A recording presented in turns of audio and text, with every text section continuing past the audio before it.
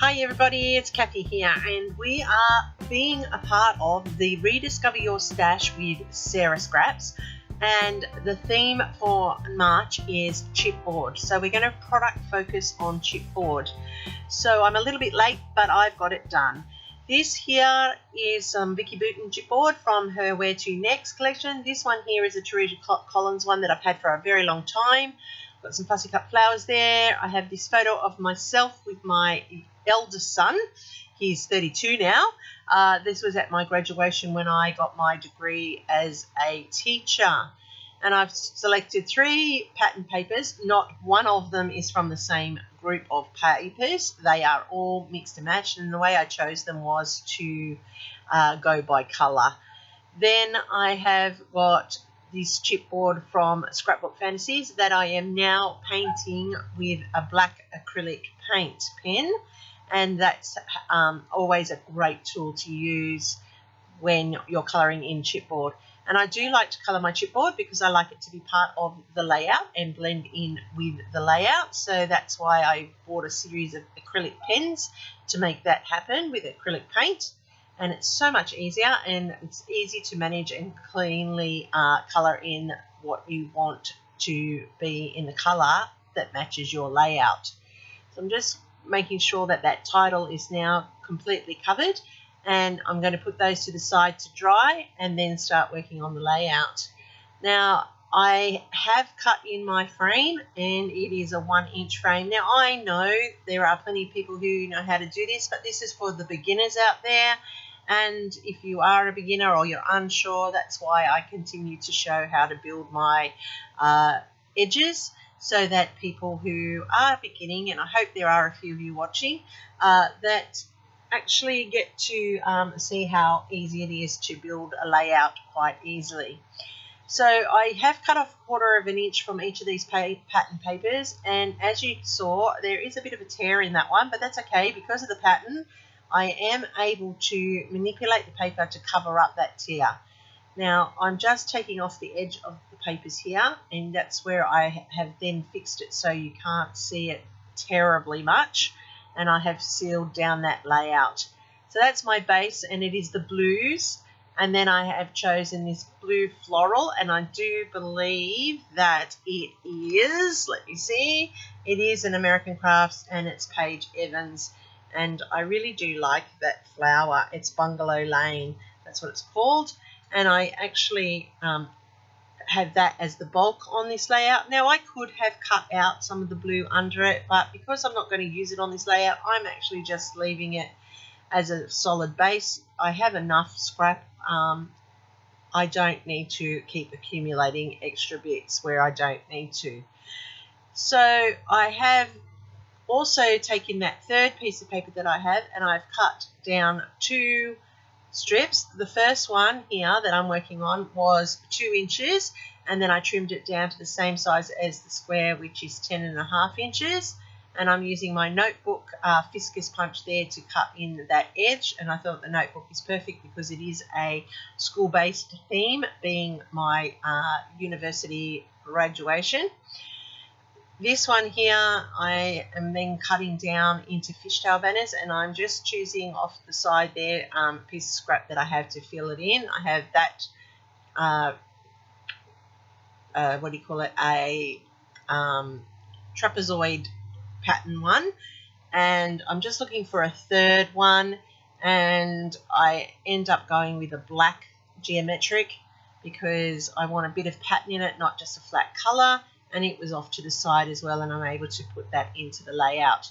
And so I'm just going to manipulate those to create fishtail banners, which will be on the side of my panel and my photo. And that's just another little extra added detail. It's a landing point for clusters, but it's just something that I like to do. I do like fishtails. I think they add so much to your layouts.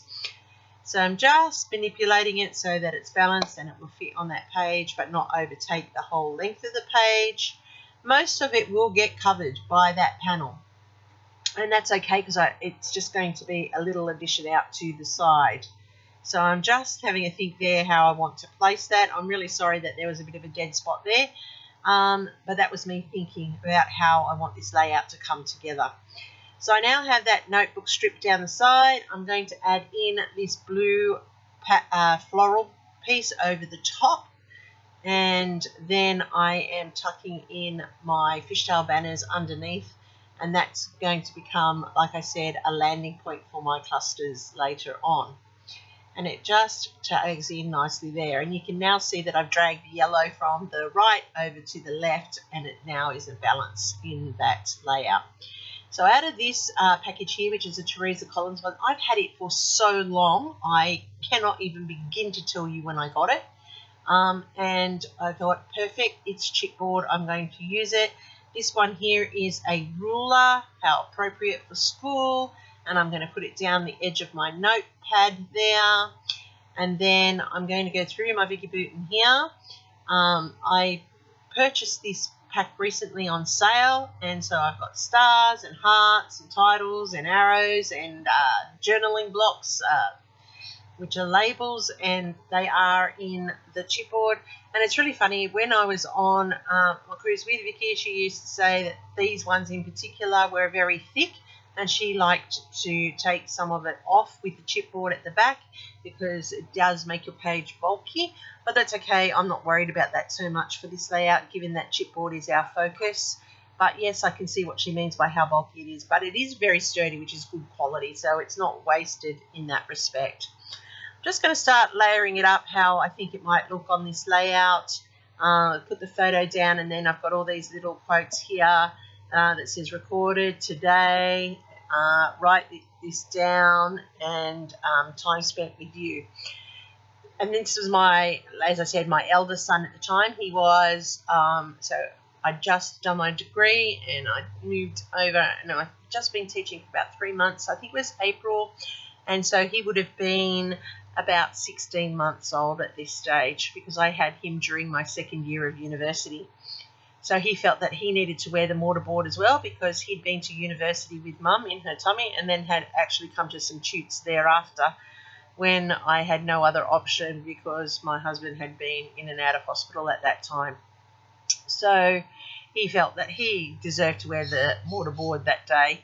So I'm just going to add some highlights here to the mortarboard chipboards, and then as you can see, I have put some journaling down there on my my label there. They're just thoughts about that time and the success of being the first family member ever to go to university and finish with a degree.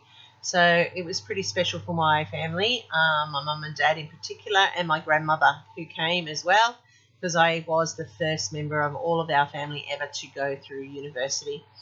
So I'm just putting in the splatters. I'm adding some Dina Wakley white one. It is opaque. I like it. It's nice and thick. I covered up my photos because I don't want the splatters on the photo, of course.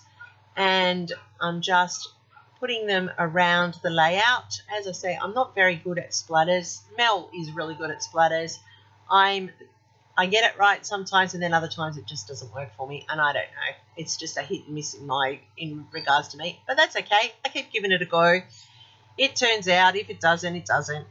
So I pulled that layout together pretty quickly. As you can see, it wasn't that detailed, but it does look quite effective there.